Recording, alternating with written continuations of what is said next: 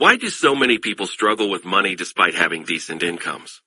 Today, we're diving deep into the world of personal finance with 10 game-changing lessons that could revolutionize your financial future. Let's kick things off with a concept that's simple in theory but challenging in practice. Delayed gratification. Picture this. You're standing in front of two marshmallows. You can eat one now or wait 15 minutes and get both. What do? Delayed gratification is crucial. This marshmallow experiment, famously conducted with children, reveals a fundamental truth about success in personal finance. Those who can resist immediate rewards often reap greater benefits in the long run. But how does this apply to your money? In the investing world, the power of delayed gratification is crystal clear. Buy and hold strategies, where investors resist the urge to sell during market fluctuations, often lead to significant gains over time. It's why financial experts constantly preach about not touching your 401k core savings accounts. The longer your money compounds, the better off you'll be in retirement. But delayed gratification isn't just about investing. It applies to everyday purchases too. Here's a rule of thumb. If you can't buy it twice, don't buy it once. For example, if you're eyeing a $500 gaming console with the thought of a $1,000 purchase makes you uncomfortable, it might be wise to hold off. This principle can even guide major life decisions. When faced with a career change or a big purchase, try zooming out 10 or 20 years. Does the decision still make sense in the long run? By combining long-term thinking with delayed gratification, you become a financial force to be reckoned with. Now that we've laid the foundation with delayed gratification, let's talk about the numbers you need to keep an eye on to ensure you're on the right track. Track the big three. When it comes to personal finance, three numbers reign supreme: expenses, savings rate, and net worth. Think of these as your financial vital signs. They give you a quick snapshot of your financial health. Let's break it down. 1. Expenses. Keep your fixed expenses, housing, transportation, utilities, etc., below 50 to 60% of your income. This leaves room for savings and discretionary spending. 2. Savings rate. Aim to save at least 10% of your income, then gradually increase it. The higher your savings rate, the faster you'll reach financial independence. 3. Net worth. This is your financial scorecard.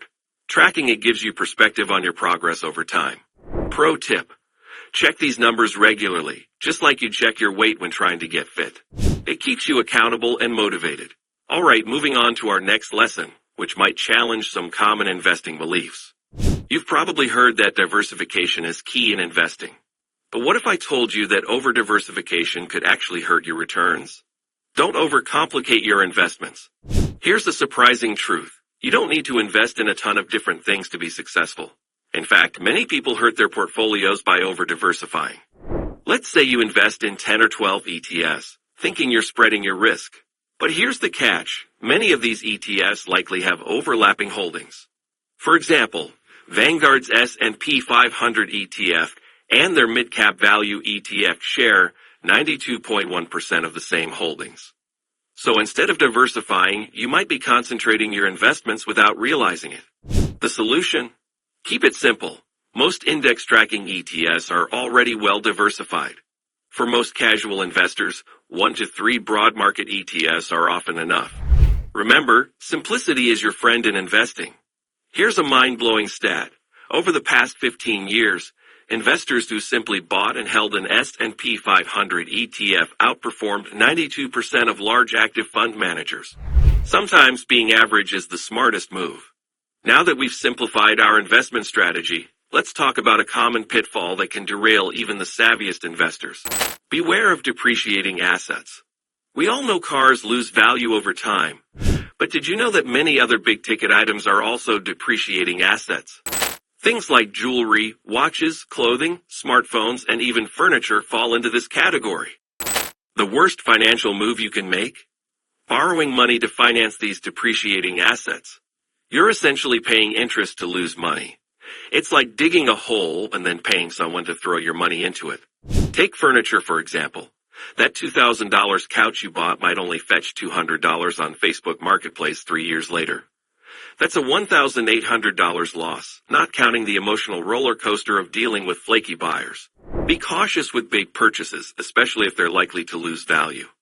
If you must buy, try to pay in cash and consider the long-term cost, not just the immediate gratification. Speaking of long-term thinking, our next lesson might change how you view market volatility. Long-term investing wins. Here's a comforting thought for all the worried investors out there. If you invest for more than 20 years, history suggests you're likely to see positive returns. A fascinating study from the Dollars and Data blog shows that as stocks get more expensive, measured by the PE ratio, their future returns generally decrease. This makes sense. If you buy an overvalued stock, it probably won't return as much as an undervalued one. But here's the kicker. The longer you hold, the less this matters. Over any 20-year period, U.S. stocks have had no real negative returns when including dividends. And over 30 years, returns have generally converged despite initial differences. The lesson? Don't try to time the market. Even if you think stocks are overvalued, history suggests that investing and holding for the long term is a winning strategy. While investing is crucial, there's another aspect of personal finance that's often overlooked, especially by beginners. Saving is king in the beginning.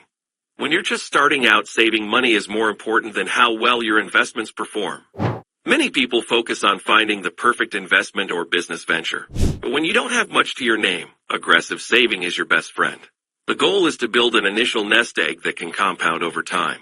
Consider this. For the first $100,000 of your wealth, most of it will likely come from savings rather than investment returns. A calculator from the 4-Pillar Freedom blog illustrates this perfectly. If you save $13,000 a year for 6 years and earn a 7.5% return, you'll have $101,000. But guess what? 77% of that will be from your savings, not investment gains. The takeaway? In the beginning, focus on saving relentlessly. It's not glamorous, but it's the foundation of future wealth. Now let's address a common misconception about successful investing. Boring investing is successful investing. Here's a secret that Wall Street doesn't want you to know. Successful investing should be boring. You're unlikely to get rich through day trading or constantly buying and selling stocks. What will make you wealthy over the long term? Buying and holding a diversified index fund, and as Morgan Housel, author of The Psychology of Money, humorously suggests, forgetting your password. The goal isn't to beat the market, it's to be in the market for an above-average period of time. By earning average returns over a long period, you can outperform 95% of investors. It's not exciting, but it works. While we're on the topic of comparison, let's talk about a common pitfall that can derail your financial journey. Don't compare yourself to others. In the age of social media, it's easy to fall into the trap of comparing your financial situation to others. But remember, everyone's on their own path. Your situation, goals, and values are unique to you. Those flashy lifestyles you see on Instagram, they're often just highlights, not the full picture. No one's going to show you their bank statement or credit card debt. Comparing yourself to others is a waste of time and mental energy. Instead, focus on your own progress and goals. Some people love spending, others love saving, and most are somewhere in between. What matters is that your financial choices align with your values and long-term objectives. Speaking of flashy lifestyles, let's talk about a phenomenon that can seriously derail your financial progress. Avoid becoming a 30K millionaire.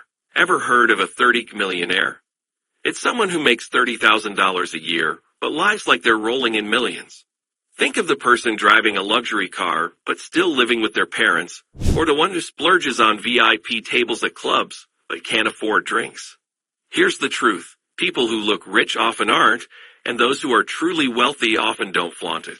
According to studies, most millionaires live well below their means. That's how they became wealthy in the first place. Remember this quote from The Millionaire Next Door. If your goal is to become financially secure, you'll likely attain it. But if your motive is to make money to spend money on the good life, you're never going to make it.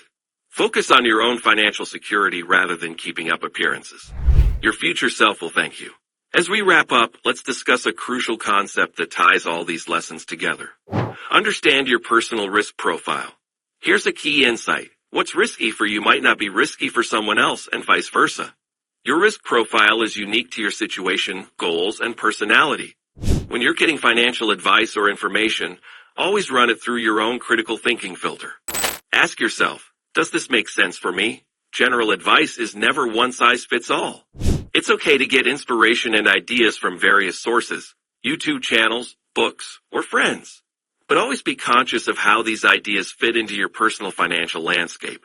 In conclusion, these 10 lessons can transform your approach to personal finance. From mastering delayed gratification to understanding your risk profile, each lesson builds on the last to create a comprehensive financial strategy. Remember, your financial journey is unique, but with these lessons as your guide, you're well on your way to financial freedom. Until next time, keep growing your wealth.